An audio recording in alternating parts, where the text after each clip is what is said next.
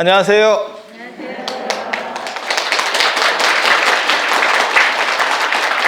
자, 기도와 관련해서 사실은 제일 중요한 거는 기도할 때 정근을 하든지 진언을 하든지 그런 거를 떠나서 제일 중요한 거는 호흡과 일치되느냐예요. 내 호흡에 맞는. 그래서 저한테 계속 여쭤보시는 많은 분들이 저한테 뭘 물어보시냐면 어떤 진원이 제일 세요? 이런 거 물어보시거든요. 어떤 게 가장 영험할까요? 정확하게 말하면. 그러니까는 결과는 가피를 받는 부분이 있는 거죠. 저도 가피 굉장히 좋아합니다. 저는 가피라는 단어를 굉장히 좋아해서 뭐가 떨어져야 할 거 아니에요. 목말로 얘기해서. 아니 그렇지 않아요? 네. 그래서 가피 좋아하고, 그 다음에 과정에서 호흡과 잘 맞아서 내가 힘들이지 않고 어떻게 보면 그 연불산매가 되는 거죠. 이렇게 내 정신과 잘 맞아 들어가게. 그게 사실 포인트거든요. 그리고 그 중에서 또 뭐가 있냐면, 기왕 할 거면 좀 더 영험하고 센 게 있으면 좋지 않을까? 그건 뭐 모든 사람에게 당연히 다 드는 생각이 아닐까 싶어요. 그래서 가장 영험한 게 뭘까요? 가장 영험한 게, 제일 많이 하는 게 가장 영험한 거예요. 제가 이거는 정규 무슨 이런 촬영이 아니고 유튜브니까 말씀을 드리면, 우리가 하던 거 안에 있는 게 제일 영험한 것들입니다. 하던 거 안에 있는 게, 그러니까 처음 들어봤어요. 그거 맞아요? 라고 생각이 드는 것들 별 볼 일이 없습니다. 미안한 얘기인데. 그래서 저는 개인적으로 뭐 광명기도라든지 광명진언이라든지 뭐 아비라기도라든지 뭐 침부다랑이라든지 그런 거 별로 신경 안 씁니다. 왜? 전통적으로 안 해왔어요. 네가 전통적으로 안 한 지 없지 않은데, 전통적으로 하던 거는 우리가 사찰을 다닐 때 그 안에서 다 하도록 되어 있어요. 하도록 되어 있어요. 그래서 제일 많이 하는 게 뭐냐면, 빈도수로만 얘기를 해드리면 반야신경입니다.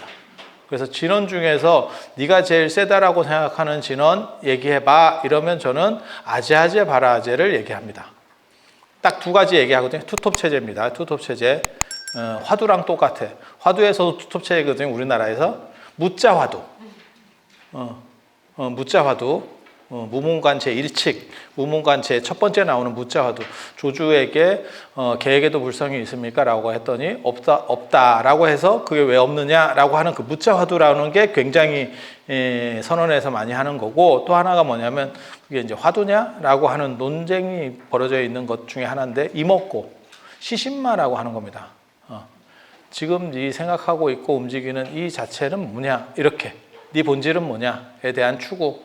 근데 뭐 화두 얘기를 하려고 하는 건 아니고, 지금 진원만 가지고 얘기하면 온만이 반매움, 온만이 반매움과 아제아제 바라아제가 제일 센 겁니다. 네가 그걸 어떻게 아는데? 좋은 거는 천수경 안에 다 들어 있습니다. 좋은 거 천수경 안에 다 있습니다. 그러니까 천수경은 원래는 가범달마가 번역한 경전이 약간 달라요. 우리가 알고 있는 천수경하고 달라요. 그래서 원래 천수경 그 안에 있는 핵심은 사실 신묘장구 대다란이고, 그래서 신묘장구 대다란이 앞에 보면 천수천왕 관자재보살 관계엄마 무해대비심 대다란이 경 이렇게 아예 하나가 단락이 나와 있잖아요. 근데 원래 가범달마가 번역한 거에는 그 앞부분도 좀 있어요. 그러니까 그 진원을 얘기하는 스토리들이 나옵니다. 근데 그 스토리 부분을 빼버리고 한국 사람이 원래 좀 그렇죠. 서러운 결론 띄고 그냥 본론 핵심만, 야야 다 거두절미하고 핵심만 얘기해봐. 저 같은 경우도 사람들이 저한테 무슨 얘기하냐면, 당신은 그렇게 드라마 볼 시간이 어디 있어요? 이렇게 드라마 줄거리를 다 알아요? 유튜브에서 요약해줘. 다 요약해줘. 난 넷플릭스도 가입이 안 돼 있는 사람이야. 그리고 TV 안 봐. 나 TV 안 봐. 그런데 유튜브에서 다 요약해줘. 그리고 유튜브 요약본을 자꾸 보다 보면 나중에 드라마를 못 봐. 왜? 전개가 느려. 전개가 너무 느려. 유튜브 얼마나 빠른지 몰라. 그 1시간짜리 10분 안에 다 해결해 주는데 걔가 얼마나 쪽쪽 잘 빨아주는지 몰라. 요약의 제왕이야. 네가 그 정신으로 유튜브를 하지 말고 공부를 하면. 써머리 하나는 잘하겠다. 그 모범생의 노트북을 보는, 아니 그 노트 필기를 보는 듯한 느낌. 아, 그래서 진짜 모범생은 그런 식으로 노트 필기 안 하더라. 그게 좀 어진가랑에 공부 잘하는 애들이 그렇게 깔끔하게 노트 필기 해가지고 뭐 색색으로 볼펜 이렇게 쓰지. 진짜 공부 잘하는 애는 그거 안 해요. 제가 옆에서 보면. 근데 진짜 걔네들 이렇게 잘 정리하는 애들이 있거든요. 그래서 그런 거 보면 뭐 십몇 부작다리도 1시간이면 끝납니다. 그 주인공 이름 밑줄 긋고 외워야지. 왜? 이 바닥에서 살아나려면 대화를 해야 될 거 아니야. 대화의 기본 매너를 갖추기 위해서 송혜교 많이 늙었더라 이런 거. 아니 도대체 뭘 어떻게 했길래 송혜교는 분장을 해도 늙었고 송중기는 저게 여러 가지 생각이 들지. 참 이게 송중기는 되게 젊어 보이고, 아니 저만 그렇게 봤는지는 모르겠는데 송혜교는 도저히 저게 메이크업으로 잘 쉽지가 않은갑다. 이제는 여러분도 그렇잖아. 물론 저는 뭐 여러분들이 다 이렇게 좋아 보여요. 왜냐하면 제가 눈이 별로 안 좋기 때문에. 그래서 여기서 이렇게 거리를 띄워놨는가 봐. 요 앞에 들어오면 보이거든요. 저는 이렇게 실루엣만 보이니까 환희심이 나죠. 그러니까 환희심 각도야. 이 정도 떨어져 있는 게 굉장히 좋아요. 그래서 그렇게 요약을 참 잘해주고, 그래서 우리 한국 사람들이 원래 그런 게 있어요. 성질이 좀 급한 게 있어서. 그래서 앞뒤 싹 잘라버리고 이게 중요하다더라. 그래서 그 핵심만 싹 뽑아놓는 게 원래는 그 신묘장구 대단하니까 핵심 메인. 그런데 그것만 하자 보니까 무슨 생각이 드냐면 조금 좋은 거를 이렇게 쪽쪽 뽑아서 앞뒤에다가 넣으면 어떨까? 누군가 그렇게 생각했어요. 그게 누군지 모르겠어요. 그거를 1000년 이상 동안 한 거야. 그래서 패키지 상품을 만들어. 진원계의 어벤져스. 잘 나가는 놈만 쪽 뽑아가지고 그게 뭐냐면 천수경입니다. 그러니까 천수경 안에 안 들어있으면 유행하지 않았구나. 한 시대를 유행했으면 천수경 안에 다 들어있는 거예요. 그러니까 지금은 예를 들어서 불모대 준재진원 뭐 이런 거 있잖아요. 준재진원 같은 거 잘 안 하죠. 한 시대 유행했던 겁니다. 그래서 거기에 흔적으로 남아있는 거예요. 그리고 되게 재밌는 게 관세음보살 거기 이제 명호들을 이렇게 부르는데 그 중에 정취보살이 나오거든요. 저 깜짝 놀랐잖아. 정취보살. 예. 나무 마늘보살, 마살 뭐 이렇게 나오잖아. 그게 대부분 다 관세음보살의 별명 중에 별명을 부르는 거거든요. 정취보살은 진짜 있는 딴 사람입니다. 근데 그 팀에 들어가 있어. 내가 그걸 보고 천수경을 보고 굉장히 놀랐거든요. 이유가 뭐냐면 관세음보살 신앙이 비대해지면서, 그러니까 쉽게 말해서 점점 좀 등치를 불려가면서 정취보살하고 이게 연결이 돼요. 정취보살까지 이렇게. 정취보살이 누구냐면 선제동자 압니까? 인도에서 화엄경을 보면, 그러니까는 중요한 경전이, 대승경전에서 중요한 경전이 화엄경, 법화경이 참 중요한 경전이고, 화엄경, 법화경이 중요한 경전이고, 그래서 화엄경을 바탕으로 화엄종이 만들어지고 법화경을 바탕으로 해서 천태종이 만들어져요. 그래서 굉장히 중요한 경전이고, 이 외에 두 가지 중요한 경전이 이제 나중에 열반경, 그 다음에 반야경. 반야경에서 핵심을 쭉 뽑아낸 게 반야, 심경, 그리고 한 권을 뽑아낸 게 금강경. 그러니까 우리 주변에 다 있는 거예요. 그리고 화엄경은 너무 길어서 잘 못하겠으니까 화엄경 약찬계를 하는 거고, 이게 기니까. 그리고 우리는 화엄종이 워낙 강력했기 때문에 화엄경 중심의 문화들이 많이 남아 있어요. 천태종보다는. 그리고 지금 현재 우리나라에 있는 천태종은 단양 구인사 쪽에서 새롭게 만들어진 천태종. 옛날 천태종은 조선 초기에 없어졌어요. 이렇게 사요나라 됐어. 장사가 잘 됐으면 그렇게 안 됐겠지. 그래서 그런 정도 생각을 하시면 돼요. 그래서 그러한 4개 경전이 중요하다고 보시면 되고, 그 중에서 화엄경이라는 게 어떻게 보면 교종의 꽃입니다. 교종의 탑. 삼성 코스피 시장에 삼성전자가 있다면, 한국 코스피 시장에 삼성전자가 있다면 교종에서는 화엄종이 있는 겁니다. 화엄종. 화엄종. 그렇게. 그래서 이 화엄경과 관련해서 맨 마지막에 이 대승경전의 특징 중에 하나가 큰, 이렇게 덩치가 큰 대승경전에는 이상적인 사람들이 한 명씩 나와. 이렇게 행동하면 참 좋을 것 같아요 라고 하는 사람들이 한 명씩 나와. 네. 그래서 화엄경에는 선제동자가 53선지식을 차례로 이렇게 만나면서 결국 깨달음을 얻는, 어린아이가 깨달음을 얻는 그런 식의 스토리가 나와요. 그걸 입법계품, 법계에 들어간다, 깨달음에 들어가는 품, 이렇게 해서 됐다 깁니다. 반야가 번역한 40권짜리는 입법계품만 가지고도 그렇게 되는 거예요. 혹시 여러분, 굉장히 오래된 얘기인데 80년대 말인가 90년대 초인가 제가 정확하게 기억은 안, 80년대 말 같습니다. 그때 고은, 옛날에 시인 고은이라고 있어요. 전등사 주지도 했었던 분인데, 속퇴해가지고 이렇게 시인 했다가 뭐 이렇게 나중에 좀 사회 문제도 좀 일어났어. 이분이 노벨 문학상 후보로도 계속 몇 번 올라갔었거든요. 그 고은 선생이 쓴 게 화엄경이 있었습니다. 소설이. 이따시 말하기 두꺼운 거. 민음사인가?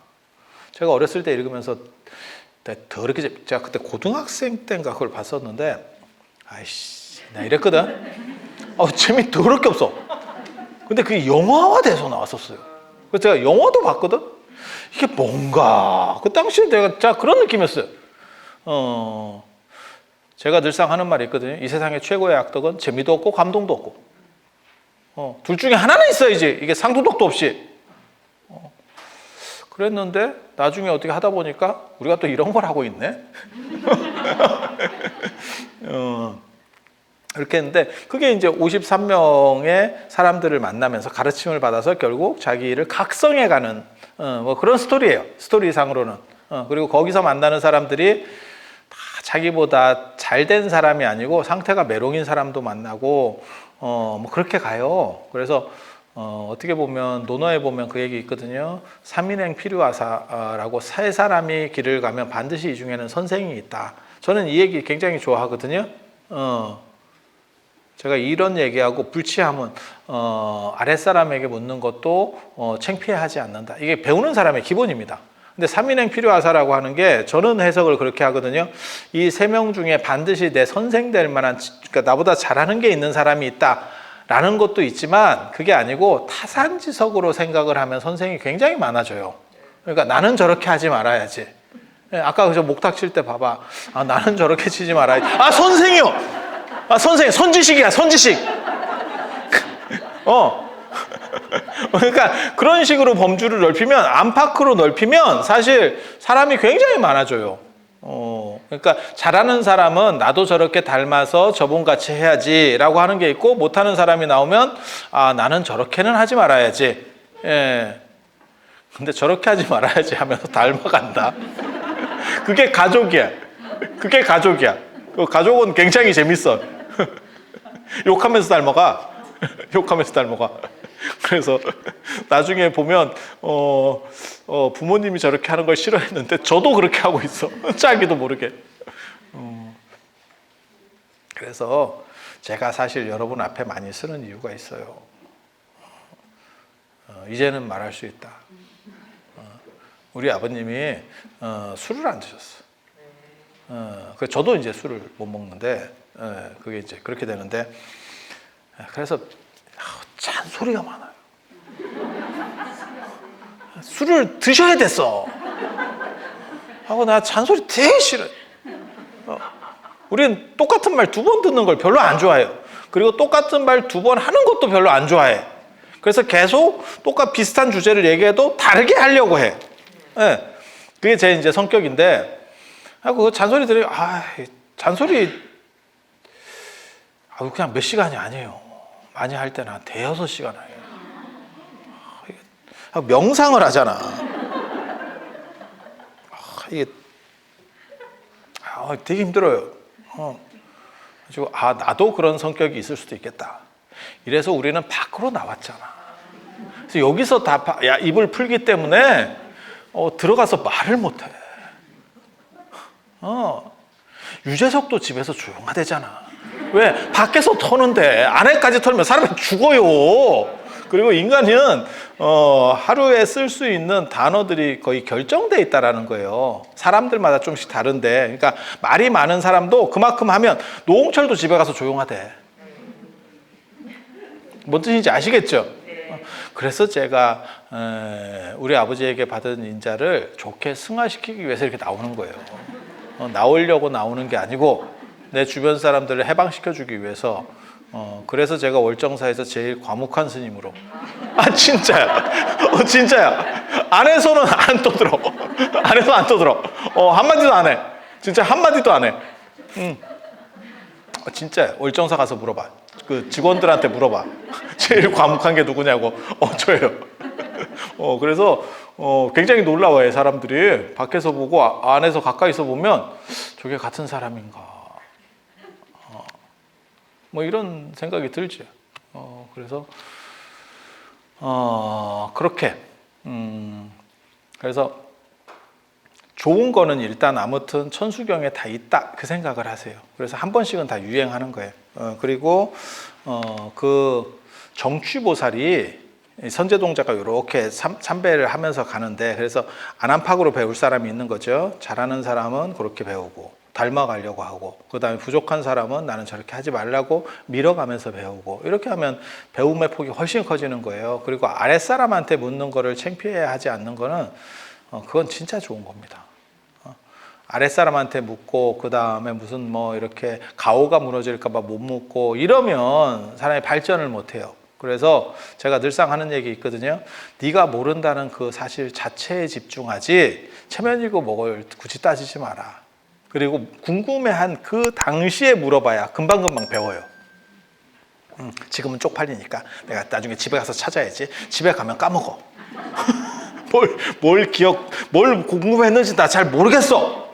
그래서 그런 일들이 벌어져요. 그래서 선제동자가 53선지식을 이렇게 참배하는데, 그때 이제 남쪽으로 이렇게 남인도 쪽으로 이렇게 가면 거기가 진짜인지 가짜인지 저도 잘 모르겠는데, 지금도 거기가 관세음보살 성산이라고 하는 썰로 전해지는 데가 있어. 거기가 현장 스님이 진짜 말한 데인지는 잘 모르겠어요. 근데 화엄경에 보면 루트가 나오는데 루트가 정확하게 안 나와요. 그래서 어딘지 정확하게 몰라. 근데 가본 사람 기록으로는 현장 스님 기록밖에 없습니다. 대당서역기하고 그 다음에 자은전. 그래서 그런 묘사들을 보면 거기가 지금 그 자리인지는 잘 모르겠는데 남인도 끝쪽이더라고, 지도를 보니까. 그래서 나중에 한번 가볼까 뭐 이런 생각이 들기는 하는데 안 갈 겁니다, 아마. 제 성격상 거기 너무 멀더라고. 그래서 이렇게 그쪽에 이렇게 남쪽으로 이렇게 내려가 가지고 이렇게 참배를 하거든요. 관세음보살을 뵈러 가. 거기가 보타라카산. 그러니까 인도에 원래 보타라카산이 있었어요. 그 본점입니다. 그리고 낙산사, 홍련암 이런 다 지점이에요. 지점. 우리 그 지점인데 본점이 날아갔다니까. 본점이 날아갔다니까. 그런 경우도 있습니까? 그런 경우도 있습니다. 필라 코리아 생각하시면 됩니다. 필라가 우리나라 거 아니었는데 우리나라가 더 장사가 잘 됐, 지점이 장사가 잘 됐죠, 본점보다. 그래서 지점이 인수를 했죠. 아니, 맞잖아. 그런 경우라고 생각하시면 돼요. 그래서 인도에 원래 본점이 있고 일본에도 지점이 있고 중국 보타라카산도 지점이고 전부 이렇게 지점들이 있는데, 낙산사 홍련암보다 중국 보타라카산이 훨씬 잘 되죠. 거기는 진짜 사람이 미어 터진다.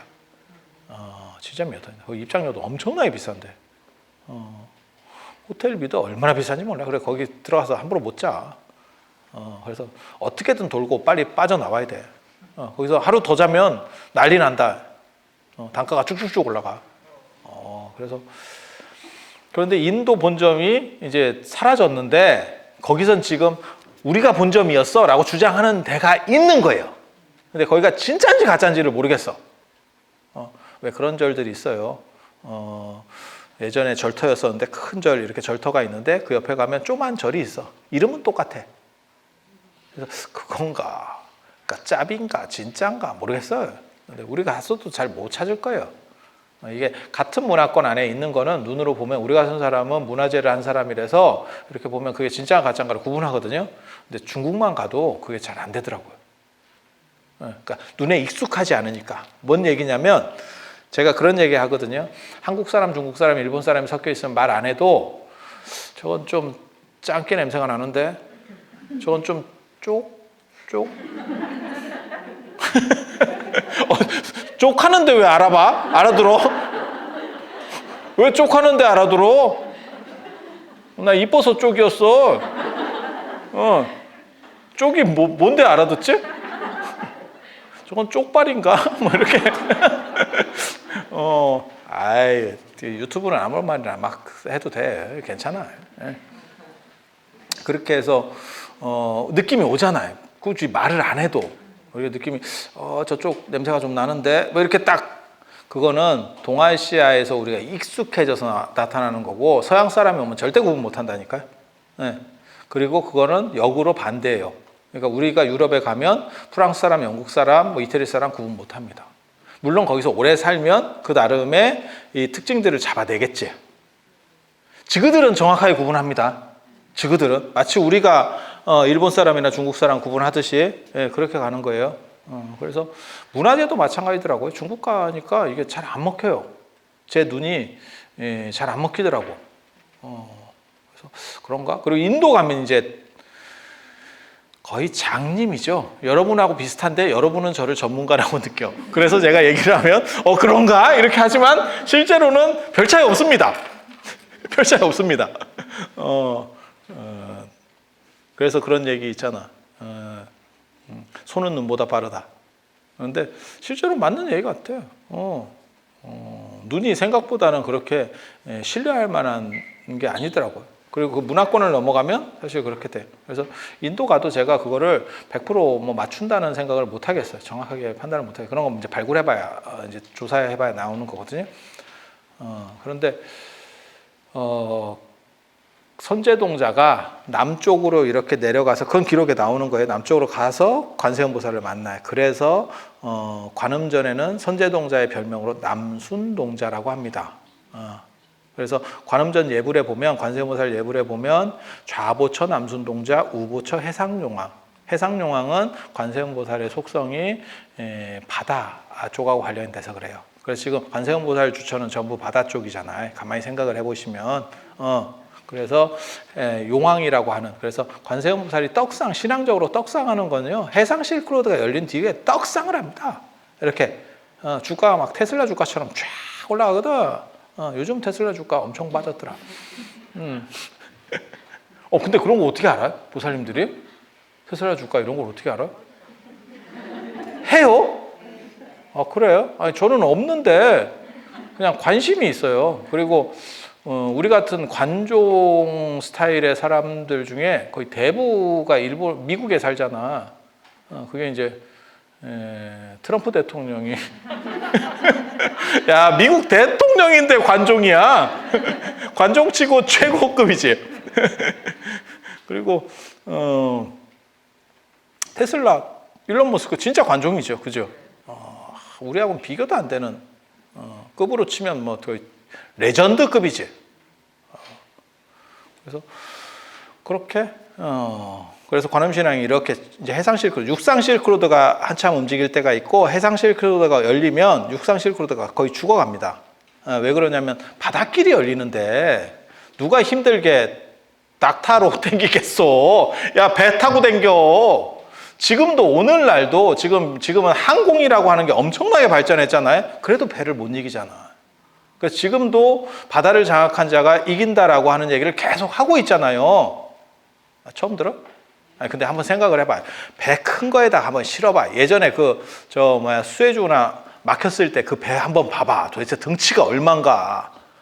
그거 한 편만 배가 한번 가기만 하면 비행기 진짜 뭐 수십 대 이상 실는 것보다 더 많이 가는 거예요. 그러니까 싸지. 그 자빠져가지고 이렇게 있었잖아. 그죠? 금방 뚫리더라. 그때도 보니까 깜짝 놀랐지. 왜? 너무 빨리 뚫려서. 야, 돈이 진짜 중요하긴 중요하구나. 그 한 번 이렇게 지나가는데 뭐 3억인가 든다던데? 그래서 배 한 대씩인가? 나 이 생각했다. 배 한 대에 3억인가? 무게 관계없이? 저도 잘 모르겠어요. 왜 그 생각했냐면, 그러니까 배를 키우나? 얘네들이? 인두세 매기듯이. 이렇게 한 명씩 이래버리면 큰 게 유리하잖아. 싸잖아. 아니 그냥 쓸데없는 생각이었고요. 그래서 아무튼 해상 실크로드랑 관련해서 관세음보살을 쓰기 때문에 관세음보살에게는 물과 관련된 이야기들이 있는 거고, 그 다음에 용왕이라고 하는 우리나라 관세음보살은 용왕하고 그렇게 옆에 그냥 이렇게 놔져만 있지 별로 작용을 안 해. 수월관음도나 이런 데서도. 근데 중국의 관세음보살 상을 보면 용을 타고 있습니다. 용타입니다. 용타. 그래서 내가 용타 죄송합니다. 좀 무리했습니다. 용 타는 게 쉽지 않아. 그게 왜냐면 코끼리나 사자 타는 거하고 비교도 안 돼요. 용 한번 타려고 생각을 해봐. 야, 그게 바다에서 서핑하는 것보다 어렵다. 용 타는 게. 그래서 용 타. 그만할 줄 알았지. 방심하지 마. 나 또 한다.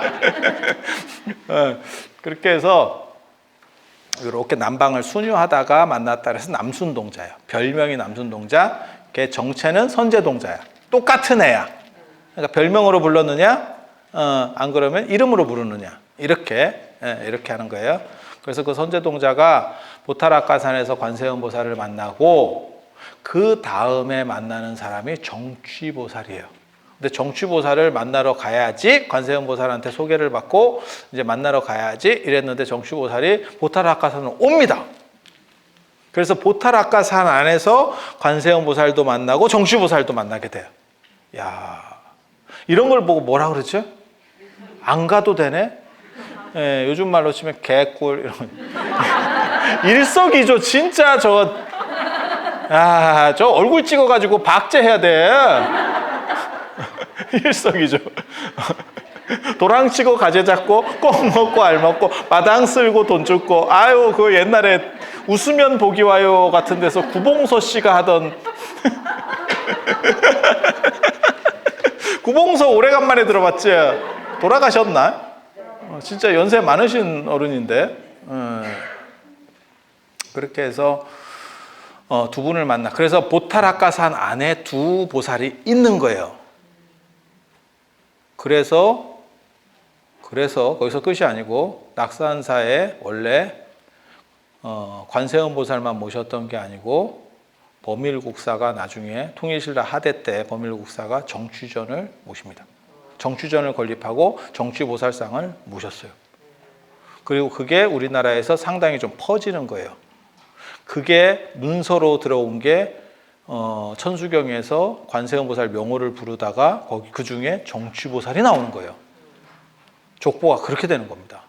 그래서 그게 지문으로 찍혀 있는 거예요. 그러니까 여러분은 그 지문을 판독을 못하기 때문에 마치 뭐하고 똑같은 거냐면 우리가 컵을 이렇게 시가 같은 걸 잡았어, 띄었어. 그래도 여러분은 이걸 여기 지문이 묻었지만 모르잖아요. 근데 이제 이거는 이제 수사하는 사람들 한번 여기다 뭐 뿌려가지고 이렇게 하잖아요. 우리 같은 사람이 그런 거 뿌려가지고 이거 감식하는 사람이에요. 정확하게 말하면 나 전문가야. 나 배운 사람이라니까.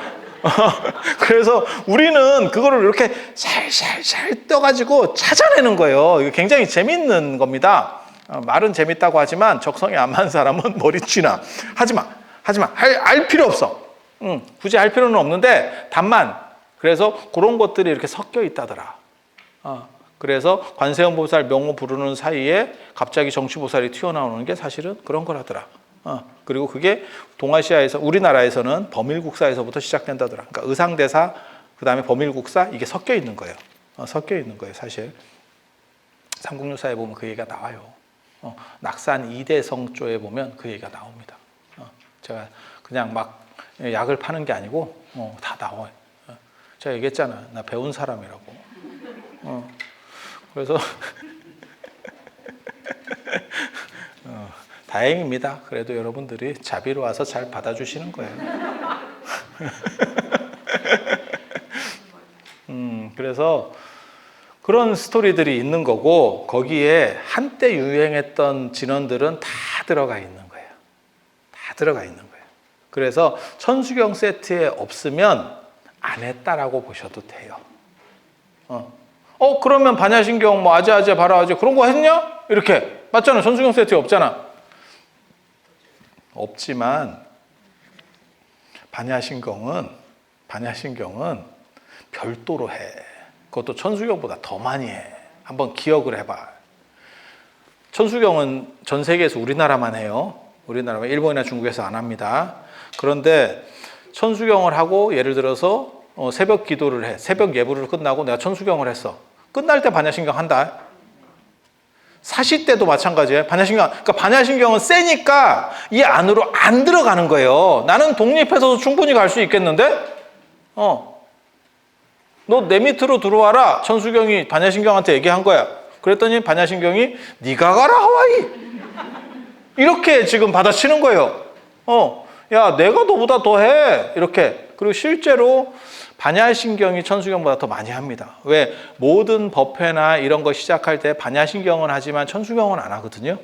그렇게 계산하면 가장 많이 하는 게 반야신경이에요. 그 얘기는 뭐냐? 좋으니까 많이 하겠지. 이렇게 생각하면 돼요. 그래서 반야신경이 굉장히 센 겁니다. 그리고 이 외에 하는 게 사대주라 그래가지고 사대주라고 해서 순응엄신주, 불설소재길상다라니 이 뒤에 있을 겁니다. 그거는 사실은 요즘은 잘 안 하는데 예전에는 예불 끝나고 다 했어요. 다 했었어요. 그래서 센 거는 별도로 이렇게 분리가 돼 있고 어중간한 것들은 천수경에 다 모여 있어요. 그리고 이 외에 다른 거가 요즘 사람들이 하기 시작했어. 안 했던 겁니다. 그리고 안 한 데는 안 한 이유가 있습니다. 뭔가 약했겠지. 제가 그런 얘기 하거든요. 이렇게 무슨 뭐 땅이 어디서 나왔는데 그 땅을 이렇게 땅값이 너무 싸. 저 땅은 왜 이렇게 싸대? 뭔가 이유가 있어. 왜 거기는 건축이 안 되고 맹지니까 싸지. 뭔 뜻인지 아시겠어요? 안 그러면 뭐 자연 녹지거나 뭐 묶여 있는 거야. 그러니까 서울 안에인데도 왜 이렇게 땅이 여기는 싸요? 그린벨트인갑지. 그렇게 생각하시면 돼요. 그래서 좋은 거는 그러니까 제가 늘상 얘기하는 거 있어요. 이 세상에서 제가 전에 그런 얘기 안 해드렸나? 북글씨 얘기할 때 제가 그런 얘기 하잖아요. 예전에는 다 북글씨 잘 쓰는 사람들이 전 국민이 어떻게 보면 북글씨를 썼고 쌍놈들은 안 썼지만 양반들은 북글씨를 썼고 그 중에서 최고로 잘 쓰는 사람들을 뽑아서 엄청나게 대우를 해주던 시절이고 북글씨만 잘 써도 평생 먹고 살고 대우받고 이러던 시절이고 지금은 북글씨 써봐야 누가 뭐 크게 대우를 해주나? 그런가? 이러고 마는 시절이고 불교 시절이라고 생각해봐. 중세야, 동아시아 중세. 그래서 중국이나 우리나라나 뭐 일본이나 뭐 동남아까지 다 해가지고 불교적으로 굉장히 번성한 상황이야. 거기서 제일 좋은 거는 그때 눈깔 뒤집어가면서 찾았겠지. 그때 못 찾은 걸 지금 찾을 수 있는 확률이 있을까? 그때 그 잘 나가던 사람들이 그렇게 찾아놓은 거에서 쉽지 않아요. 물론 가능성이 없는 건 아니겠지. 하지만 쉽지 않지. 누가 봐도 쉽지 않지. 그때 그 신심도 있고 모든 사람들이 그렇게 막 할 때 불교 국가였는데 좋은 거라 그러면 막 눈깔을 뒤집고 찾고 있었는데 그때 그 사람들이 안 했으면 뭔가 약발이 안 받는 거요. 근데 요즘 들어서 갑자기 해. 나도 이게 뭔가 싶은데 한다는 사람을 말릴 수도 없고 하지 마라 할 수도 없고, 딱 그런 정도죠. 그래서 제가 그런 기도를 하고 있는데, 스님은 어떻게 생각하십니까? 이렇게 물어보는 사람이 있어. 그러면 내가 뭐라고 그러냐면, 그냥, 아재, 바로 아재나 하든가. 이렇게. 그러면, 이거 하지 말고 바꾸라는 얘기입니까? 뭐, 우리 스님은 그게 더 낫다던데. 그럼 물어보질 마. 물어보질 마. 전통적으로 광명진원이나 이런 걸 했으면 천수경에 들어와 있겠지. 안 했다니까? 그리고 많이 했으면 유물로 남아요.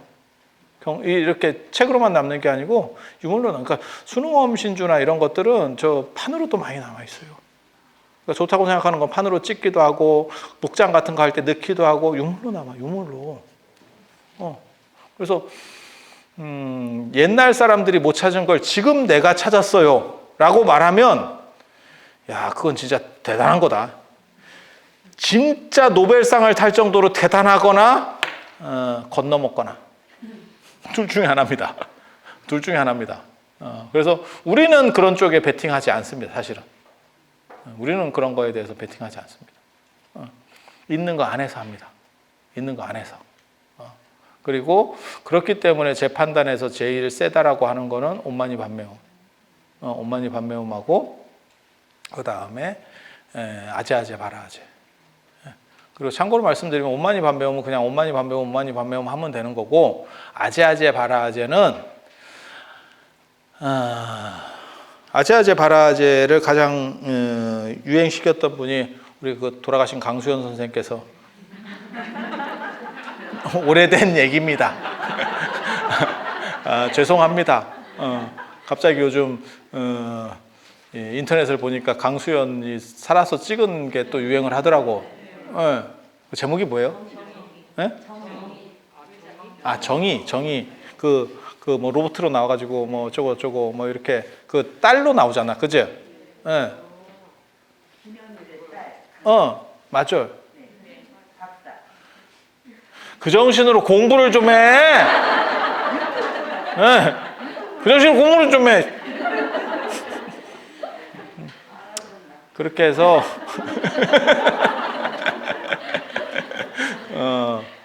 그렇게 해서 아제아제 바라아제 우리 어렸을 때 좀 재밌게 봤었는데 그거는 그거보다 재밌더라. 아까 화엄경 그거 진짜 재밌.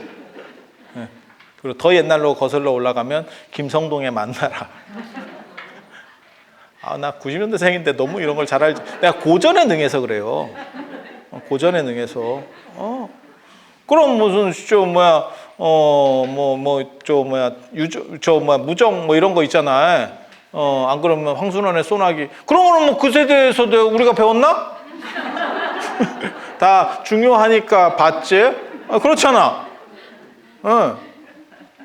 그런 거지 뭐. 그래서 그렇게 생각하시면 돼요. 그래서 아제아제 바라아제는 아제아제 바라아제 바라승아제 모지까지만 하는 겁니다. 그래서 아제아제 바라아제 바라승아제 모지, 아제아제 바라아제 바라승아제 모지. 100번을 하면 99번은 모지까지만 하는 거예요. 그리고 맨 마지막에 사바 다 이루어질 것이다. 그리고 마지막 한 번입니다. 그래서 사바는 모든 진원 끝에 사바가 나올 때는 사실은 사바 전까지만 하고 맨 마지막에 사바가 마침표 찍는다라고 생각하시면 돼요. 근데 이제 이 동네 사람들은 잘 모르니까 그냥 계속 사바 하고 있었는데 원래는 그렇게 끝내는 거예요. 그게 끝내는 거. 그래서 그런 식으로 진원을 하면 되고 그 다음에 온마니 반매음대로 하면 되고. 그러니까 당신이 생각하는 최고의 진원은 뭐냐? 최강의 진원은 뭐냐? 저는 동아시아 불교 대승불교 전통에서는 반야심경의 아제아제 바라아제하고 그 다음에 온마니 반매음이라고 생각한다. 그렇게 생각하는 근거는 뭐냐? 제일 많이 해왔다. 그리고 가장 많은 했었던 그 흔적들이 남아있다. 지금까지도. 그래서 나는 그것이 가장 타당하다고 생각한다. 진원을 외우든 진원 말고 또 하는 게 있어요. 진원 말고 또 하는 게 경전 이름을 외우는 게 있어요. 경전 제목. 그래서 마하바냐 바라밀 같은 경우도 그렇게 합니다. 그래서 마하바냐 바라밀, 그게 마하바냐 바라밀다 경이거든요. 그게 이제 대바냐경, 마하바냐 바라밀다 경. 근데 그거를 우리가 다 하기가 어렵고 그 안에는 진원이 이렇게 딱 떨어지게 어느 정도 맞춤한 진원이 잘 안 나와. 그래서 경 제목을 읽죠. 그렇게 하는 게 그래서 우리가 기도나 뭐 연불 끝날 때 나무 마하바냐 바라밀 이렇게 하잖아요. 그냥 기억해봐. 그렇게 해요. 지금도 그렇게 합니다. 그래서 그것도 상당히 빈도수가 높아. 그리고 경 제목만 하는 거는 요거 말고 나무 대방광불 하엄경도 합니다. 그런데 대방광불 하엄경 할 때보다는 마하바냐 바라밀은 많이 해. 그냥 생각을 해봐. 반야심경 안 외울 때도 신중단 축원 같은 거 끝나고 끝낼 때는 나무 마하바냐 바라밀, 마하바냐 바라밀, 나무 마하바냐 바라밀, 마하바냐 바라밀, 마하바냐 바라밀, 나무 마하바냐 바라밀 이렇게 해서 끝내버리거든요. 그러니까 마하바냐 바라밀을 생각보다 참 많이 해. 끝날 때 언제나. 그래서 그게 어떻게 보면 반야경을 대표하는 진원격입니다. 진원격이에요. 그리고 금강경은 의외로 진원으로 잘 안 해. 금강경 진원도 있습니다. 조계종 표준 금강경에도 맨 뒤에 진원이 나옵니다. 근데 금강경은 사실 진원을 사람들이 잘 안 하는 이유가 뭐냐면 제가 보기엔 경전이 짧아서요. 경전이 짧아서. 그게 첫째 이유인 것 같아요. 그냥 읽어도 돼, 그 정도면. 굳이 진원 안 하고 그냥 읽을 수도 있을 정도의 분량이야. 마하바냐 바라밀은 왜 하느냐? 야, 그거 못 읽어. 그거 못 읽어. 그래서 그 제목만 가지고 하는 거고, 그래서 제목의 모든 뜻이 다 담겨져 있다. 완전한 것은 제목만으로도 대표성을 가진다. 라고 하는 것 때문에 이렇게 한다라고 보시면 돼요. 그래서 제목을 읽는 거는 사실은 세 가지 경전밖에 없어. 마하바냐 바라밀, 그 다음에 나무 대방공벌하엄경, 나무 묘법연화경. 세 가지 경전밖에 없어요. 열반경도 안 들어갑니다. 그리고 의식 같은 거 이렇게 할 때 보면 실제로 나무 대방광벌하엄경을 합니다. 그게 이제 제 같은 거 지내고 할 때 보면 이렇게 들을 수 있어요. 우리가 하거든. 그래서 그렇게 생각을 하시면 돼. 그리고 이런 거가 그러니까 제일 센 거를 지금 말씀드리는 거예요. 제일 핵심적인 거, 센 거. 아제아제 바라아제를 하든지. 저도 그래서 한국일보 칼럼 제목이 제 단독 칼럼 제목이 아제아제 바라아제예요. 선생님 뭐 하실래요? 이러더라고. 그게 원래 제가 찍기다시로 들어갔거든. 어디든 다 마찬가지예요. 처음에 한번 써보라 그래. 하고 한 번 기회를 주고, 그리고 다른 팀들하고 이렇게 섞어가지고 팀으로 팀플레이를 시켜. 그래서 목사하고 신부하고 이렇게 돌아가면서 하는 거예요. 그렇게 하는 거고, 그 다음에 나중에 이 사람은 괜찮겠는데, 다 외부 평가나 뭐 이런 걸 받아. 그러면 단독으로 줍니다. 독방 얻으면 최고급이에요. 독방 얻으면 인생이 그런 거예요. 그래서 사실 그렇잖아요. 뭐 어디 사무실이나 총무원에 갔을 때도 누가 높은지, 조계종 총무원에 갔을 때 누가 높은지 방 있냐만 보면 돼. 저 사람 방 있냐? 아니면 파티션으로 갈라놨냐? 그러면 그냥 별 볼일 없는 거예요. 뭔 뜻인지 아시겠어요? 아마 회사도 마찬가지일걸? 방이 있는 사람이 다 높은 사람이에요. 이렇게 딱 맞잖아. 그래서 그런 거 생각하시면 돼요. 그래서 아제아제 바라아제, 그 다음에 육자대명왕진원, 온만이 반매온, 그리고 경전 제목으로는 마하바냐 바라밀. 화엄경보다 나무 대방공벌 화엄경보다 마하바냐 바라밀이 더 많아. 그래서 이렇게 세 개가 최강급이다라고 생각을 하시면 돼요. 최강급이다라고 생각을 하시면 되고, 그 다음에 보살명호로는 보살명호, 사람 이름을 부르는 걸로는 관세음보살하고 지장보살이 투톱 체제입니다. 이 바닥에. 저는 사실 전설의 고향이나 이런 걸 볼 때 스님들이 나오면 언제나 하는 게 나무아비탑을 관세음보살 이렇게 연부를 해요. 그것도 염주 더럽게 굵은 거 갖고 나와서 뚝뚝 던지면서 돌리면서. 그래서 절에 와봤더니 염주는 나만 돌리고 있더라. 스님들 중에서 염주 돌리는 건 나밖에 없어. 이게 제가 염주 매니아잖아. 염주로 떡칠을 하고 다니잖아. 하고 이 정도만 해도 굉장히 큰 거예요. 이 바닥에서. 근데 그 사극이나 이런 데 보면 전설관 이런 이따시만 해. 호신용인가? 이렇게. 진짜 제 말이 맞나 틀리나. 사극에서도 똑같아. 그리고 꼭 연부를 뭐라고 하냐면 나무아미탑을 관세음보살 이렇게. 그래 나는 연부를 그렇게 하는 줄 알았다. 절에 와봤더니 웃기고 있네. 그런 연불이 없어. 관세음보살이면 관세음보살이고 나무아미타불이면 나무아미타불이지. 이게 짬짜면이지. 짬짜면 없더라고. 근데 그거를 지금도 아마 사극에서 계속 그러고 있을걸? 그게 어떤 특징적이야. 왜 그렇게 하는지를 모르겠어. 정확하게. 그렇게 해서 나무 아미타불을 그럼 많이 하느냐? 잘 안 합니다. 절에서 이렇게 여러분이 한번 다녀보시면 관세음 보살이 최강입니다. 최강입니다. 그리고 이제 재 지낼 때나 이런 때 관련해서 지장보살 하는 경우가 있고, 그 외에는 잘 안 합니다. 뭐 미륵보살, 뭐 약사열애불 안 합니다. 까놓고 얘기해서. 제가 이렇게 보기에는. 석가모니 부처님은 1년에 하루 합니다. 부처님 오신 날. 왜? 생일빵인가? 왜냐하면 이런 말 해도 되는 거 모르겠다. 등 팔아먹은 자의 상도덕이에요.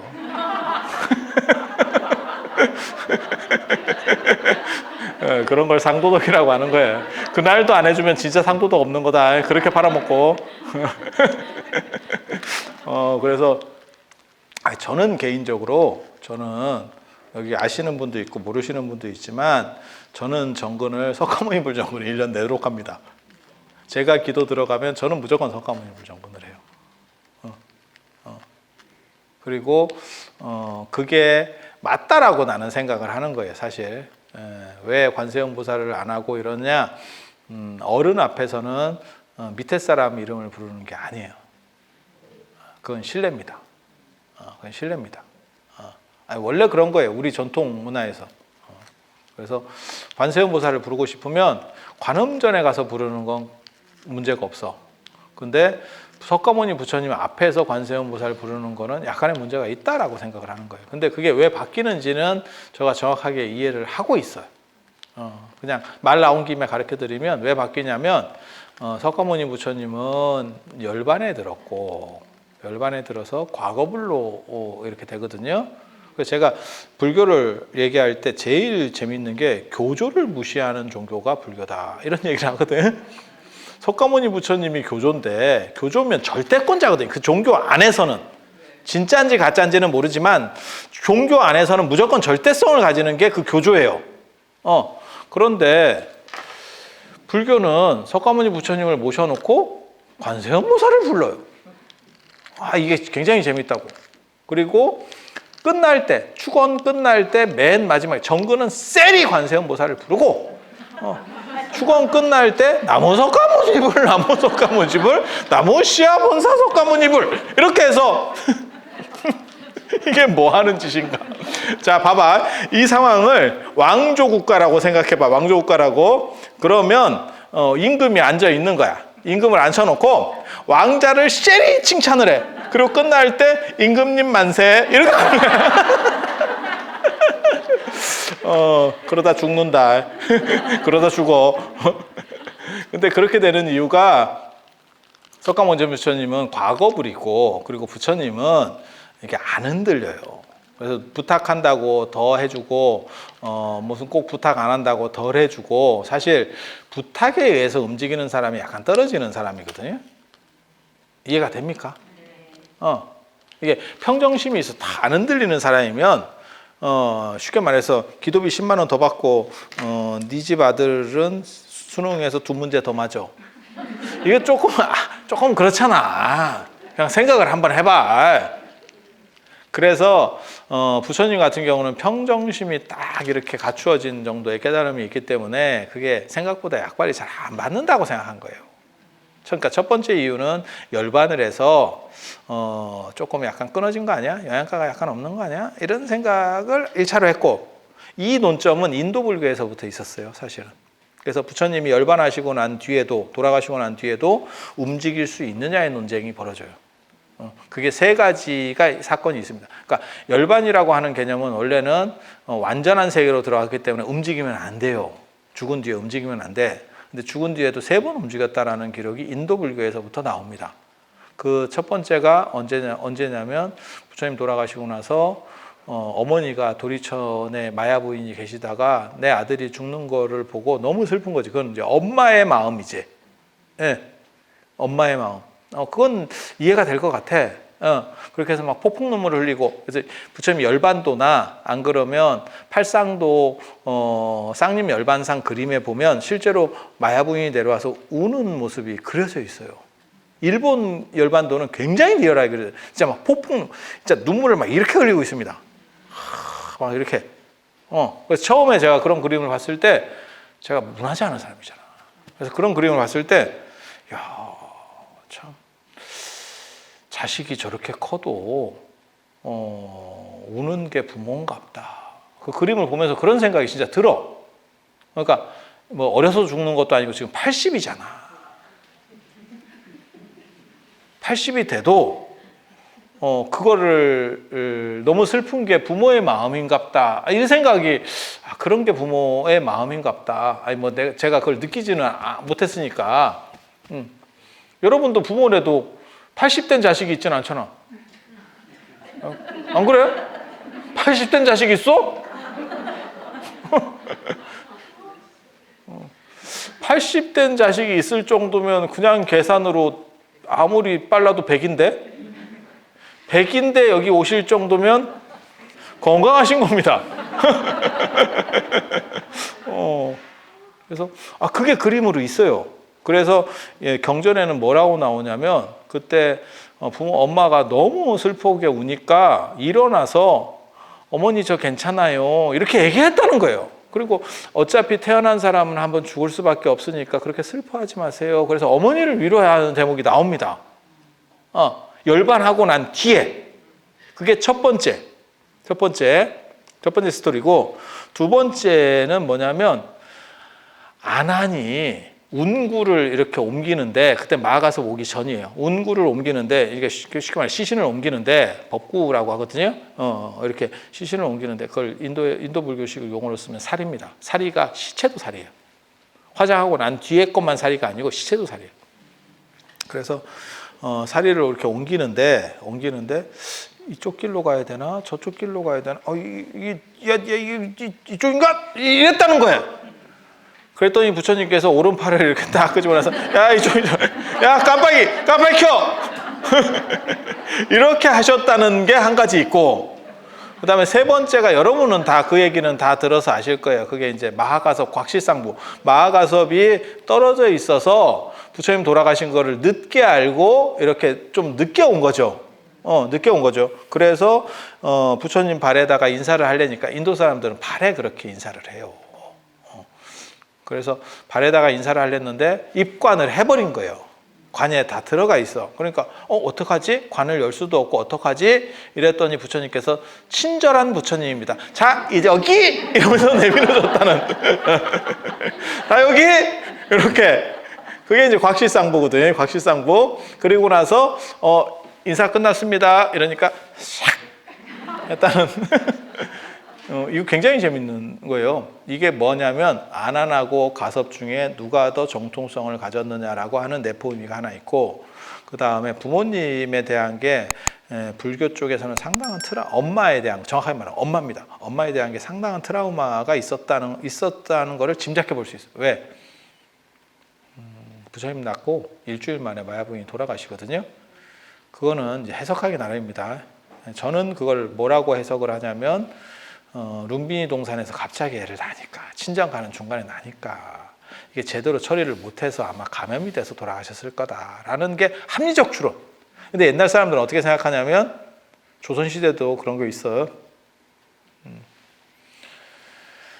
엄마 잡아먹은 자식. 뭔 뜻인지 아시겠어요? 그게 조선시대에는 엄마 쪽은 상대적으로 약한데 아빠 쪽에 그게 있어요. 그래서 유복자라고 하는 게 있어. 굉장히 욕 중에 하나입니다. 그게.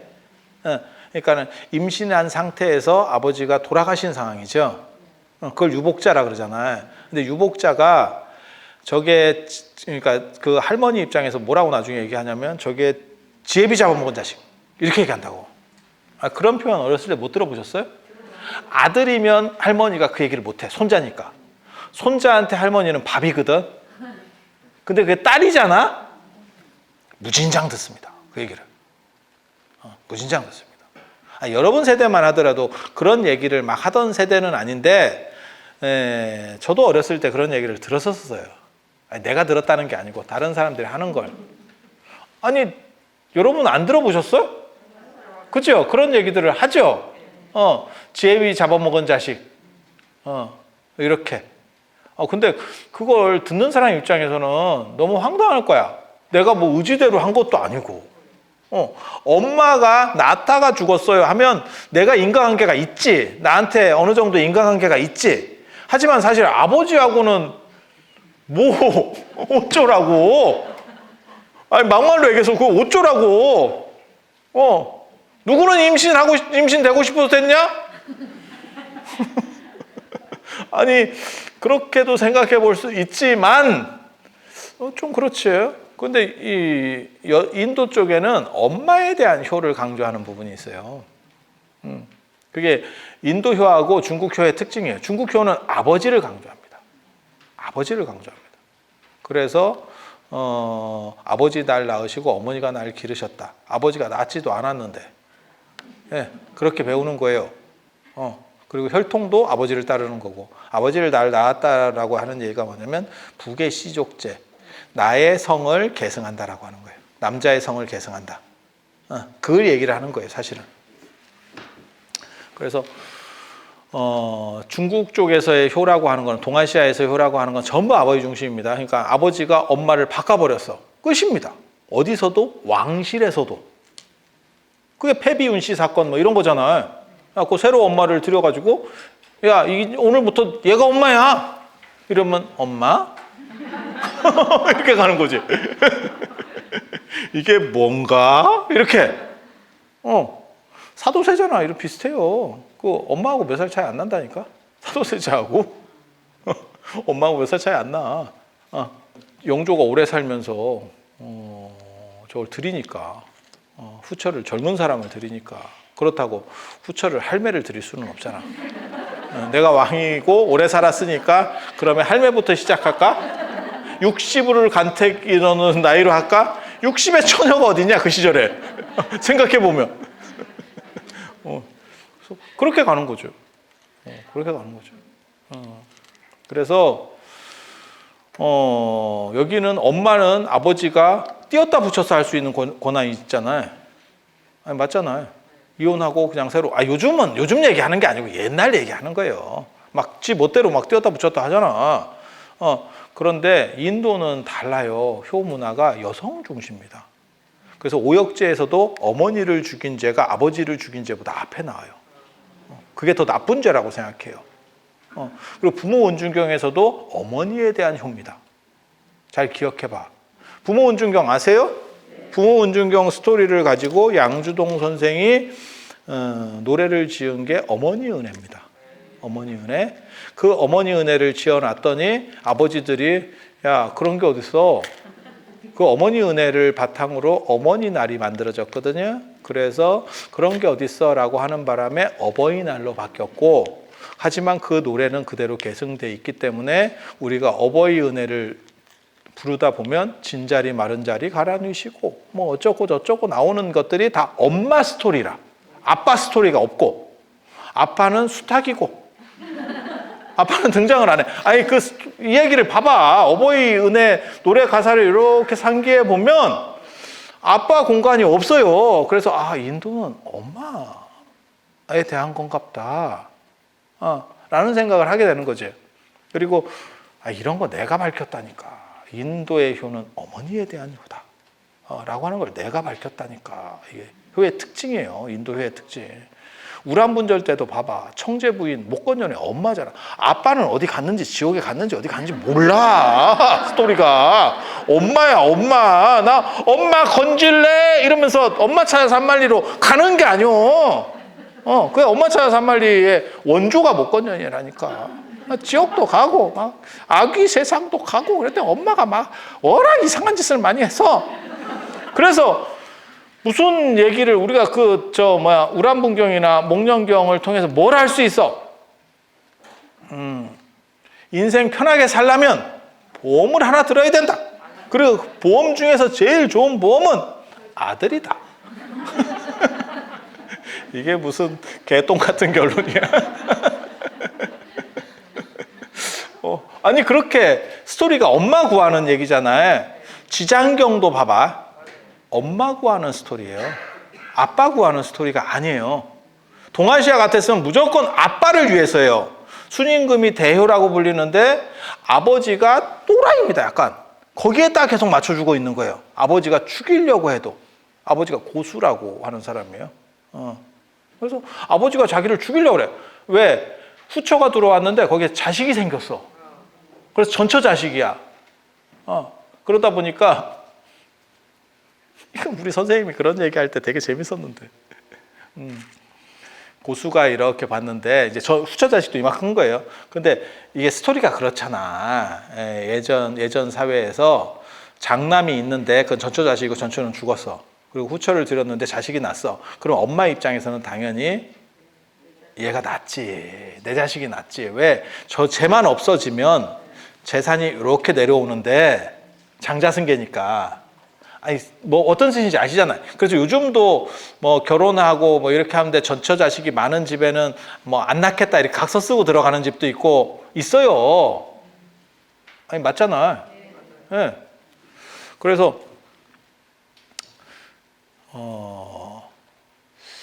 옷을 똑같이 이제 후처 자식도 애가 어느 정도 크니까 옷을 똑같이 이렇게 속옷을 누비옷을 해줬대. 누비옷을 하고 보면 순임금은 이렇게 두꺼운 누비옷을 입고 오리털 파카 같은 걸 또 입고 있는데 애가 떨고 있대. 맨날 이렇게 오들오들 하고 있대. 그리고 후처 자식은 얇은 걸 입었어도 애가 이렇게 추위에 강하대.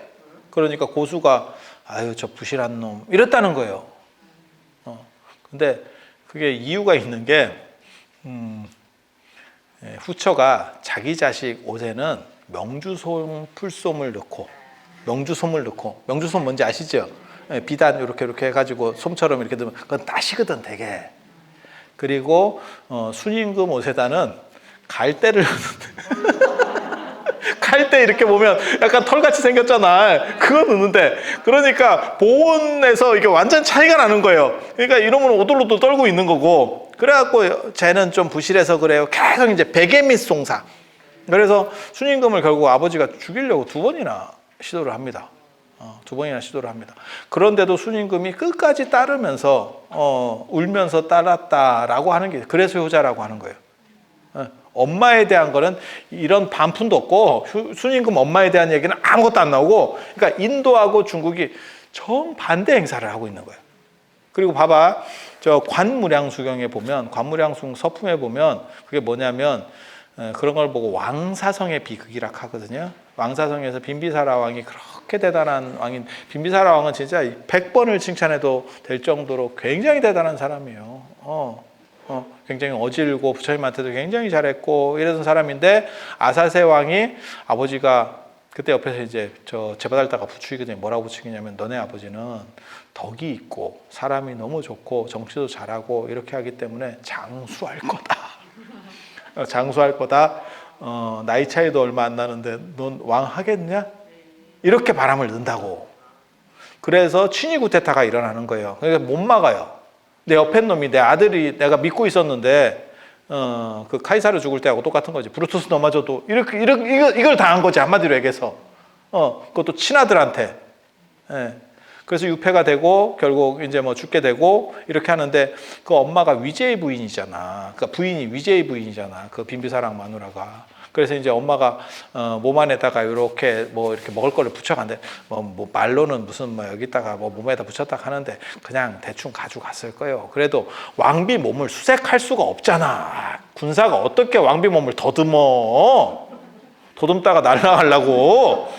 아니 생각을 해봐. 그러니까 왕비님 뭐 없겠죠? 그러면 입 닥쳐 뭐 이런 식으로 해서 들어갔겠지. 알아도 막을 수가 없다니까 이게. 아니 그래 내가 호주머니에다가 내가 왕비인데 호주머니에다가 먹을 거 넣었어. 어쩔 건데 왕비님 그거 빼셔야 돼. 야씨 그럼 네가 가서 빼가든가. 이렇게 나오면 끝이야. 이거 못 넣습니다. 넣다가 왕비 성추행을 한번 걸려볼 테요. 이렇게 어딜 만져? 이거 시전하면 바로 끝인데.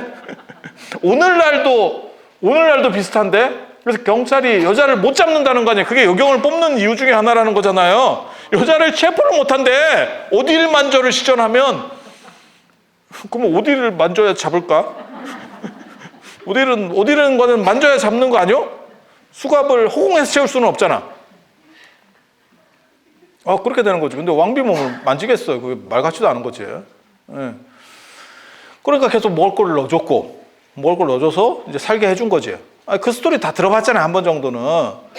그때, 그 얘기를 이제, 아사세 왕 같은 경우는 빈비사라 왕이 자기 손으로 죽이기 싫은 거예요. 자기 아버지를 자기 손으로 죽인다는 게 너무 부담이 되니까 그냥 가택연금으로 가다가지고 굶겨 죽이려고 했는데, 그리고 저런 귀한 사람들이 저런 좀 안 좋은 상황에 처하면 더 빨리 죽어요. 우리 같은 사람들보다. 이유가 뭔지 아세요? 스트레스 강도가 훨씬 높아.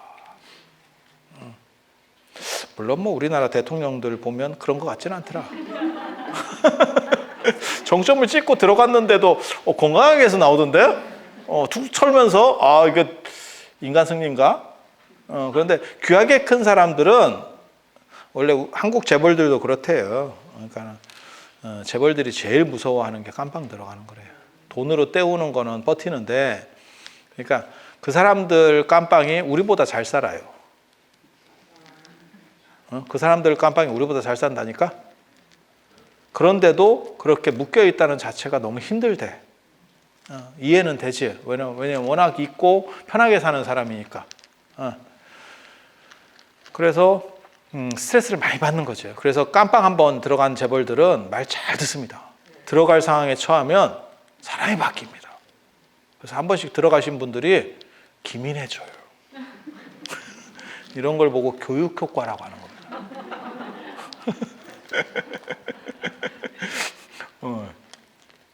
그래서 원래 그렇게 귀한 분들이, 어렸을 때부터 귀한 사람은 스트레스를 잘 못 버텨. 그래서 또 돌아가셔야 되는 상황인데, 그러니까 그렇게 죽이고 싶었던 거지. 나는 죽인 게 아니고 미필적 고의로 굶어서 돌아가셨네요. 뭐 이런 식으로 대충 퉁치려고 했는데 엄마가 계속 파리파리 싸갖고 가니까 미치겠지. 그리고 저 양반이 워낙 덕이 있는 임금이니까 연상훈 같으면 사실 그게 아무 문제가 없어요. 왜? 반정이 안 일어나. 걔한테 하도 뒤어가지고. 근데 이 양반은 굉장히 잘했던 사람이기 때문에 이 양반이 살아있으면 내가 위험합니다. 내가 반정을 한 거기 때문에. 맞잖아. 누가 생각해봐도.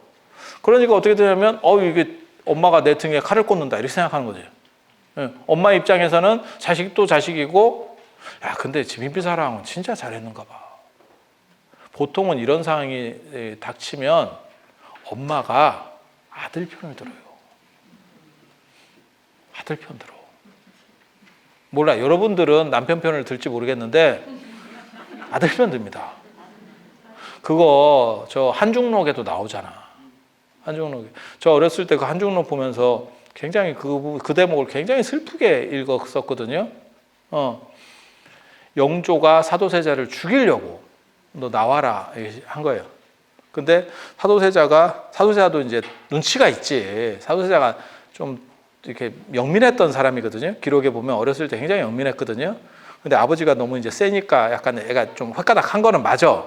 사도세자가 왕궁 안에 죽인 사람만 100명이 넘어요. 그러니까 이제 뚜껑이 열리면 눈에 보이는 게 없는 거야. 하고 자기가 제일 사랑하던, 그러니까 첩이지, 벼루 던져서 죽인. 벼루를 던졌는데 걔는 사도세자를 사랑했기 때문에 안 피했어요. 그래서 벼루를 맞아서 죽는 사건이 벌어져. 그것도 너무 슬픈 사건이야. 자기는 눈이 뒤집어져서 벼루를 던졌는데 그걸 좀 피하지. 맞아가지고 죽었어. 근데 사도세자가 제일 사랑하는 여자였었거든. 미치지. 미치지. 그래 눈이 다시 눈깔이 돌아와가지고 내가 죽였다는 걸 알게 됐을 때, 그 스트레스도 말도 못했을 거예요. 죽는 사람도 물론 굉장히 참 고통스러웠겠지만 죽인 사람 입장에서도 그렇지 않을까? 저는 그런 걸 보면서 좀 여러 생각을 했는데, 근데 사도세자 원래 마누라가 해경공시잖아. 홍봉안 그 딸이잖아. 그래서 이렇게 사도세자가 이제 너무 몰려가지고 노론 쪽에 너무 몰려서 결국 죽을 것 같은 상황이, 이번에 아버지가 불렀는데 죽을 것 같아. 영조가 불러서 죽을 것 같아. 그러니까 아버지한테 나갈 때 느낌이 안 좋아. 그래서 정조, 이산 모자를 쓰고 나가려고 하는 대목이 나와요. 이산 모자를 쓰려고 딱 이렇게 딱 쓰려고 하니까 해경궁 홍씨가 손을 딱 잡으면서 당신 모자 놔두고 왜 아들 모자를 쓰고 가려고 하세요? 이렇게 얘기해요. 그러니까 사도세자가 그 말이 너무 저는 굉장히 슬펐어요. 당신이 이렇게 잔인한 사람인지 몰랐다. 내가 오늘 나가면 죽을 것 같아서, 분위기가 내가 끝장이 날 것 같아서 세자, 그러니까는 이산 모자를 쓰고 가면 아버지가 분노했다가도 나를 죽이려고 했다가도 손자를 보고 나를 좀 살려줄 것 같아서 내가 일부러 미친 척하고 내 아들 모자를 쓰고 가려고 했는데 네가 내 상황을 알면서 내 모자를 쓰고 가라고 할 수 있냐? 내가 네가 이렇게 잔인한 사람인지 몰랐다. 이러면서 자기 모자를 쓰고 나가서 죽어요. 결국 두지로 가. 이 얘기를 읽으면서 제가 무슨 생각했냐면 사도세자는 좀 외로운 사람이었겠다라는 생각 하나. 그리고 또 하나는 뭐냐면 엄마는 자식 편이구나. 그러니까 쉽게 말해서 이거는 지금 사도세자 입장인 거고 해경궁 홍씨 입장은 어차피 남편은 간 것 같아. 이건 이제 이쪽 판단이야. 얘는 안 돼. 이 상황에서 내 아들까지 오염시킬 수는 없어. 내 아들이라도 보호해야 되는 게 내 임무다라고 생각하는 거예요. 그래서 어디다 손을 내밀어? 너만 죽어. 이렇게 한 거예요. 그리고 결국은 아들을 살렸지. 그게 정조잖아. 그래서 끝에서는 해피엔딩은 아니지. 결국은 아버지가 죽었으니까. 그렇지만 최대한의 잘 이렇게 조화된 상황으로 갔죠. 그리고 아버지가 사도세자가 결국 왕이 못된 어떻게 보면 왕자잖아. 그래서 정조가 왕을 만들어줬지. 그게 용주사입니다. 사도세자의 원찰 용주사.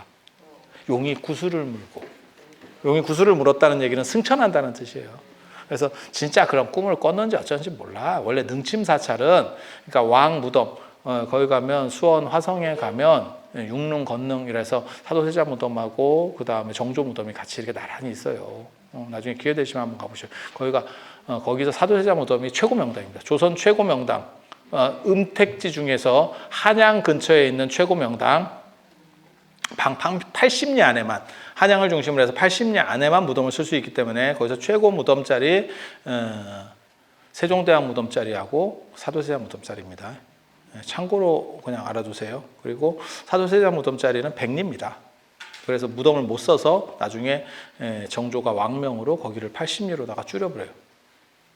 축지법을 써서 거기에 무덤을 쓰고 이런 사건들이 있습니다.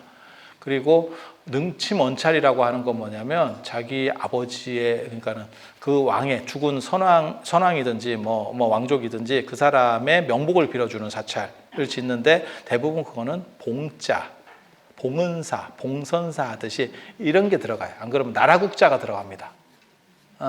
나라국자가 들어가. 봉국사, 봉은사, 봉선사, 그다음에 국령사, 국령사 아닌가?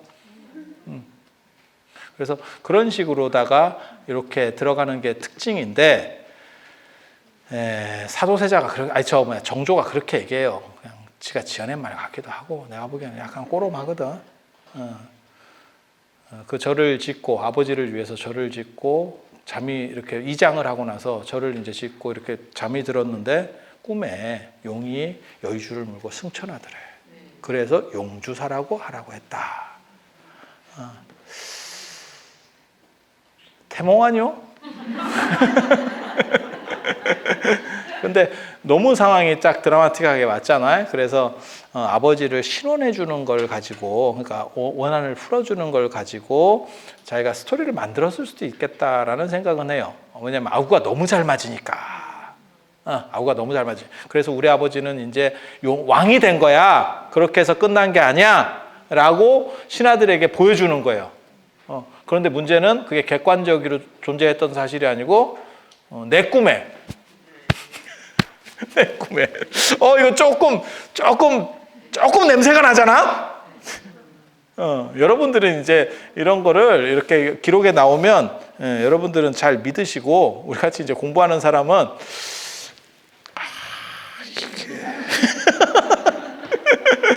왜 늘상 그런 거 있잖아. 이익을 보는 주체가 지어냈을 확률이 제일 큰데, 이익을 보는 사람도 정조고, 꿈을 꾼 사람도 정조고, 그리고 이거는 꿈속의 일이기 때문에 완전 범죄고, 이걸 사실로 받아야 될까? 사실로 받아들이면 이게 산타크로스가 존재한다는 거 거의 비슷한 설정이거든. 조금 냄새는 나는데 미담으로 그렇게 해서 뭐 그냥 나름의 해피엔딩, 원을 푸는 것까지. 물론 뭐 정조가 효자라서 잘 좋게 끝났을 수도 있어요. 사실일 수도 있어. 우리 같은 사람이 신심이 부족해서 이렇게 약간 의심하는 걸 수도 있는데, 그건 나중에 제가 죽은 뒤에 정조 보면 한번 물어보는 걸로. 뭐 그런 정도로 하고, 그래서 중요한 거는, 기도와 관련해서 중요한 거는, 자, 한 번 더 정리를 해드릴게. 제일 센 거, 아제아제 바라아제거나 오마니 반매옴. 그리고 천수경 안에 다 들어있다. 그 다음에 사대주, 불설 소재 길상다라니, 수능엄 신주, 관세음 보살모다라니, 뭐 이런 거, 네 가지. 이거는 원래는 예불 끝나고 늘상 했었어요. 지금 없어진 거예요. 최근에 없어진 거예요. 그리고 능엄주 완독도 합니다. 수원 복령사 같은 데는 능엄주를 예불 끝나고 다 외우더라고요.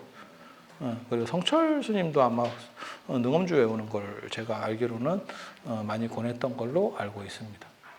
그리고 그 외의 것들은 다 요즘 나온 거는 모르겠어요. 뭐 되는지 안 되는지 저도 잘 모르겠지만 그건 족보가 없는 거라더라. 그리고 경전과 관련해서는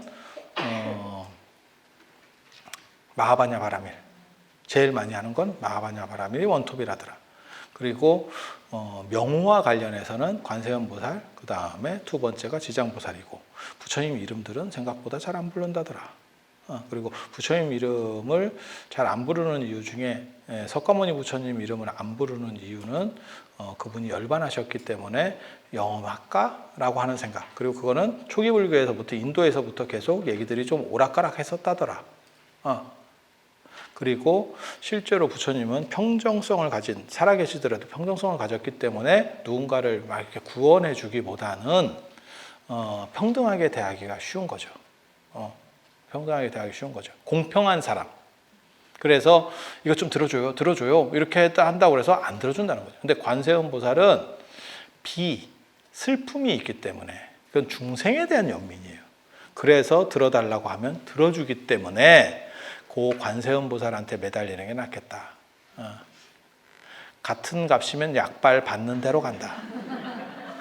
이렇게 해서 염치불구하고 부처님 앞에서 관세음 보살을 부른다더라. 그럼 부처님이 짜증을 내느냐? 보통 같으면 짜증을 낼 건데 부처님은 평등한 마음을 가졌다 그랬잖아. 그러니까 짜증도 못 내고 가만히 있어야지. 이건 건가? 인생이 이런 건가? 내가 한국까지 와갖고 이런 수모를 당해야 되나? 이렇게 하고 계시는 거야. 그래서 관세음 보살은 여러 가지에 이렇게 관심이 굉장히 많기 때문에, 그래서 관심보살이고, 관심이 참 많고, 그리고 기도에 있어서 제일 중요한 거는 이 세 가지가 있는 거예요, 지금. 진원, 그 다음에 경전 이름, 그 다음에 명호 부르는 거. 세 가지가 있는 거예요. 지금 기도 얘기하는 거예요, 사실은. 그리고 여기서 중요한 건 뭐냐면 내 호흡에 잘 맞는. 그래서 부담이 안 되게 내가 잘 할 수 있는 거를 그 중에 하나를 찾아서 반복적으로 하는 거예요.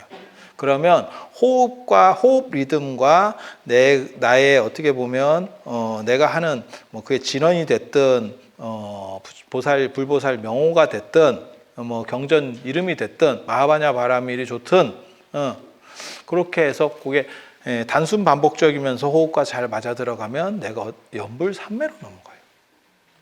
그래서 기도를 진행할 때는 내 스스로가 평안해지고 평안해지고 그 다음에 그게 가피를 터뜨릴 확률이 극단적으로 높아집니다. 증대합니다. 사실 저는 가피가 굉장히 좋은 거라고 생각을 하거든요. 가피가 안 나오면, 그러니까 뭐하고 똑같은 거냐면, 야, 건강하려고 운동하지. 그것도 말이 되죠. 근데 운동을 해서 살도 빠졌어요. 좋은 거 아니요? 이 세상에는 건강하지만 살찐 사람도 있어요. 강호동 굉장히 건강한 사람이에요. 아마 근육 지수로만 보면 우리보다 근육이 훨씬 많을걸? 그런 분들이? 그건 운동하신 분의 뚱뚱한 것처럼 보이지만 실제로는 운동한 사람의 뚱뚱함이잖아. 그러니까 지방만 가지고 따지면 우리가 아마 더 많을 거예요.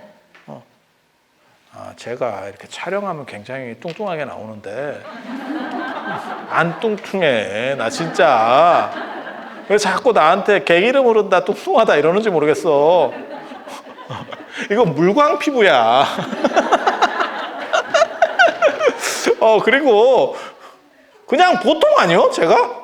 그렇게 막 뚱뚱한 거는 아니잖아. 그냥 일반적인 정도이지. 뭐 그냥 딱 좋고. 약간 애볐다 그래. 애볐다 그래. 다시 해봐. 다시 해봐. 애볐다 그래.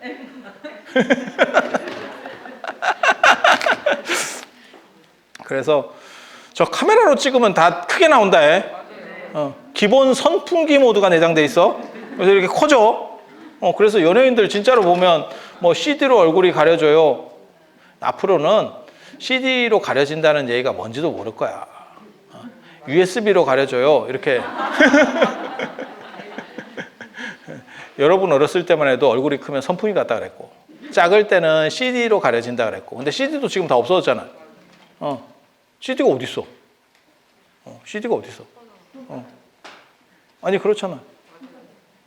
손바닥으로 가려져? 그럴 것 같진 않은데 손바닥이 굉장히 큰가 봐요. 두 손바닥 쓰는 거 아니요? 두 손바닥? 그래서 그런 거죠.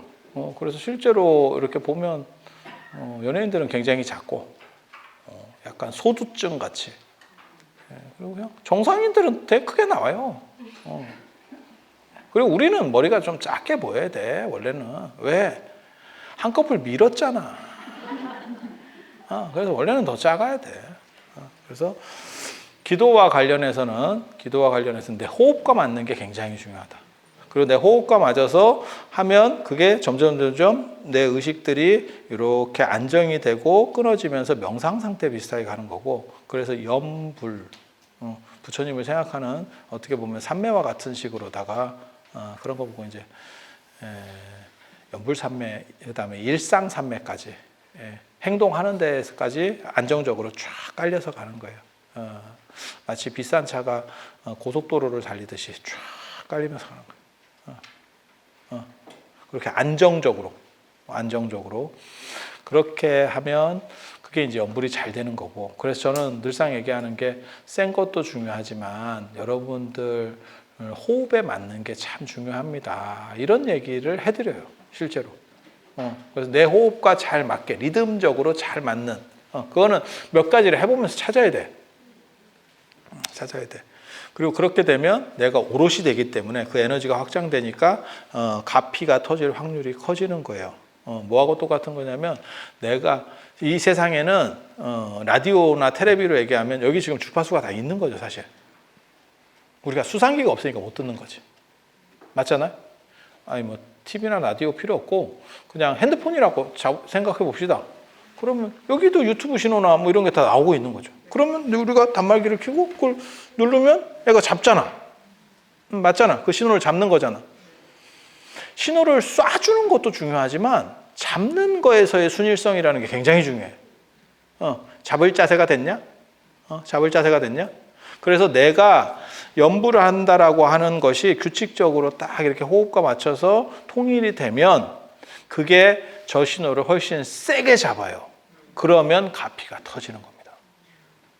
그래서 제가 그런 얘기 하잖아요. 전에도 그런 얘기를 잠깐 해드렸었는데, 법성계에 보면 의상대사가 우보익색 만어공, 보물비가 금은, 보석, 루비, 다이아몬드가 비처럼 쏟아져도 하늘에서 비 대신에 그런 게 온대. 맞으면 죽는 거 아니요? 우박 아닌가, 우박? 야, 이게 보석은 그나마 좀 모르겠는데 금 떨어지면 죽겠는데? 아니, 가만히 생각해 보니까 금덩어리가 떨어져요. 야, 이거 골로 가잖아. 사람이 골로 가잖아. 아니, 그렇지 않아? 네, 그래서 우보익생 많은 공, 보석비가 피처럼 떨어져. 보석의 대장은 뭐죠? 루비입니다. 루비. 네, 그리고 유색 보석은 사지 마세요. 백화점에서 파는 것도 가짜 비율이 훨씬 높대. 사지 마세요. 다이아몬드는 영원히. 드비어스의 그 광고 때문에 마치 다이아몬드가 떡상을 한 거고, 그 전에는 사실 별 볼 일 없었어요. 다이아몬드가 별로 그렇게 대단한 거는 아니었어. 그래서 루비의 그 빨간색이 갖고 있으면 모든 삿된 걸 쫓아내거든. 갖고만 있어도 못 들어와요. 나쁜 것들이, 귀신 이런 애들이 못 들어와. 진짜라니까. 귀신이 루비를 하고 싶으면 앞뒤에 2개를 해. 그래야 귀신이 이렇게 더 올라가도 여기 루비 있네 이러고 도망가지. 있는지 모르고 이렇게 하면 앞에만 있으면 뒤쪽에서 오면 안 되잖아. 안 그러면 목걸이를 걸어놓고 이렇게 한 번씩 돌려주는. 상모 돌리게 하듯이 이렇게 돌려.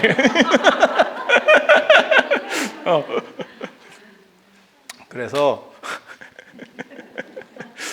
난 끝날 때 됐는데 쓸데없는 소리를 또 했네. 그래서 그런 보석비가 비처럼 떨어져도 자기 그릇 크기만큼만 받아간대잖아. 이거 굉장히 중요한 거예요. 그러니까 쏴주는 힘이 많아도, 그러니까는 주파수가 저쪽이 세도 이 수신기 쪽의 상태가 메롱이면 그걸 못 받아낸다니까. 그러니까 가피라고 하는 거는 쌍방이에요. 쌍방. 그리고 내가 만약에 받으려는 힘이 강하면 저쪽에 에너지가 떨어져도, 그러니까 뭐 와이파이를 쓰든지 뭐 LTE를 쓰든지 내 기계가 좋으면 얘 거는 안 잡혀도 내 건 잡힌다니까. 그러면 가피가 떨어지는 거예요. 그게 가피가 터지는 거야. 그러니까 내게 얼마만큼 안정되느냐도 굉장히 중요한 거예요. 저쪽에서 쏴주는 것만 중요한 게 아니고 내가 그걸 효율적으로 수용해서 잘 받을 수 있느냐? 그건 굉장히 중요한 얘기예요. 그래서 기도에서의 핵심은 호흡과 관련해서 나에게 딱 맞는 것들을 찾고 그것을 통해 정신적 안정을 얻는 게 1차 목적. 그리고 그것을 통해서 가피가 얻어지면 더 좋지. 뭔가 좋은 일이 생기는데 그런 걸 보고 금상첨화라고 비단 위에 술을 놓는다. 술을 잘 놔야지 잘못 놓으면 비단까지 다 망친다. 그렇게. 이게 기도의 기본적인 얘기들이에요. 그게 어디까지 간 거냐면 지금 책에 있는 얘기를 한 거예요. 책에 있는 얘기를 한 거야. 그래서 45쪽, 46쪽, 47쪽, 48쪽, 49쪽. 그 다음에 51쪽의 천수경 이야기. 가장 강력한 진원 다 나왔잖아. 내가 다 했다니까. 어쩜 이렇게 책에 있는 걸 안 빼고 잘 할 수 있을까? 내 책이잖아. 내 책이잖아. 그래서 57쪽, 그다음 56쪽까지. 그러면 진언의 의미라는 건 도대체 뭐냐? 라는 이야기 다음 시간에, 오늘은 시간이 됐으니까 다음 시간에 진언 몰라도 해도 됩니까? 뭐 이런 거 물어보시는 분 있고, 그 다음에 죄 지내고 이런 거 할 때 금강경, 우리 아버지가 금강경 한문을 몰랐는데 한문으로 읽어도 됩니까? 한글로 읽어주시면 안 됩니까? 한글로 읽어주면 깁니다.